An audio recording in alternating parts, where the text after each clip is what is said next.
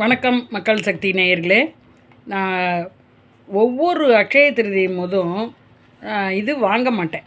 என்ன சொல்கிறது, தங்கம்லாம் அப்போல்லாம் வாங்கிறது கிடையாது. இதெல்லாம் ஏதோ கதை விட்றாங்க அப்படின்ட்டு விட்றது. அந்த அட்சய திருதியை போது கும்பல் இருக்குது பாரு, இவ்வளவு இந்த கும்பலில் போய் யார் நிற்கிறது, கதை விட்றாங்க அப்படின்ட்டு அதுக்குரிய அன்னைக்கு கோயில் போகிறது அப்படி தான் பண்ணுவேன். சரி, இந்த அட்சய திருதியில் மற்றது இந்த உப்பு வாங்குவோம், அரிசி வாங்குவோம், கோயில் போவோம், அது மாதிரி பண்ணுவோம். இன்றைக்கி அட்சய திருதியில் அதாவது கால் முடியாதவர்களுக்கு மற்றவர்களுக்குன்ட்டு கொஞ்சம் தட்சணையாக தானத்தை பண்ணி, அதுவே கொஞ்சம் கூட பண்ணியிருக்கலாம். இருந்தாலும் நமக்கு தான் மனசு இருக்கே, கர்மம் பிடிச்ச மனசு. தட்சணையாக கொஞ்சம் தானம் பண்ணிவிட்டு உப்பு வாங்கிட்டு வந்தேன். கடையிலேருந்து உப்பு வாங்கிட்டு வந்தேன். அப்புறம் போகிறேங்க இன்றைக்கி.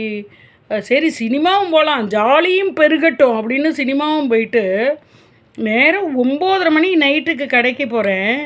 டீ கடை கும்பல் மாதிரி அவ்வளோ இருக்குங்க. டீ கடை கும்பல் மாதிரி அந்த நகை கடையில் இதோ நான் போய் இன்றைக்கி நகை வாங்கினேன் பாருங்கள். நகை மீன்ஸ் அந்த காயின் வாங்கினது. எப்போவும் இந்த நம்பிக்கை கிடையாது, ஆனால் இந்த வாட்டி நம்பிக்கை. அப்படின்னு எல்லா மக்களும் என்ன சும்மாவா வாங்குவா, சரி எதுக்கும் போய் பார்க்கலான்னு அவன் டீ கடை கும்பலில் நெருக்கி அடிச்சுட்டு இதுக்குன்னு ஒரு டிபார்ட்மெண்ட் வச்சுருக்கான். காயின் கொடுக்கறதுக்குன்னே அந்த கவுண்டர்லேயே கொடுக்குறான். காயினை வாங்கிட்டு வந்தேன். எப்படி பாருங்கள், அவர் டீ கடை மாதிரி அவ்வளோ கும்பல் அவருக்கு இருக்குது. நான் கேட்குறேன், என்னங்க இவ்வளோ கும்பல் இருக்குது, அடுத்த வாட்டி நான் உங்களுக்கு போட்டியாக கடை வைக்கணும்னு வேண்டிட்டு கொடுங்க, தங்கம் அப்படி பெருகலை தெரியும் செய்தி அப்படின்னு. இப்போ பார்க்குறீங்களே மேடம், இதை விட 7 மணிக்கு வந்திருந்தீங்கன்னா திணறி சிரிச்சுன்னு சந்தோஷமாக சொல்கிறாரு. அப்போ பாருங்கள், இதெல்லாம் தங்க கடைக்காரங்க கிளப்பி விட்டது தான் நினைக்கிறேன். பார்ப்போம். என்னுடைய வேண்டுதல், நமக்கு வர வேண்டிய பணங்கள், நம்மளுடைய உரிமைக்குரிய பணங்கள் வந்தாலும் நம்ம வாழ்வாதாரத்துக்கு நல்லபடியாக இருக்கிறபடி செல்வங்கள் வந்தால் போதும். அதுதான் நம்மளுடைய ஆசைகள்.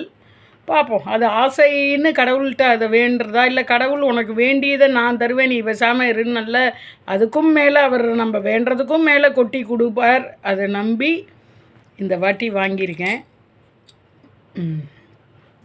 நம்மளுடைய காலங்கள் வரைக்கும் எதுக்கும் கஷ்டப்படாமல், பிறர்கிட்ட போய் கையேந்தி நிற்காமல், நல்ல நிலைமையோடு நல்லா இருந்து, நல்ல ஆயுசோடு இருந்து அனாயசம் கிடைக்கணும்னு வேண்டுதல். நன்றி.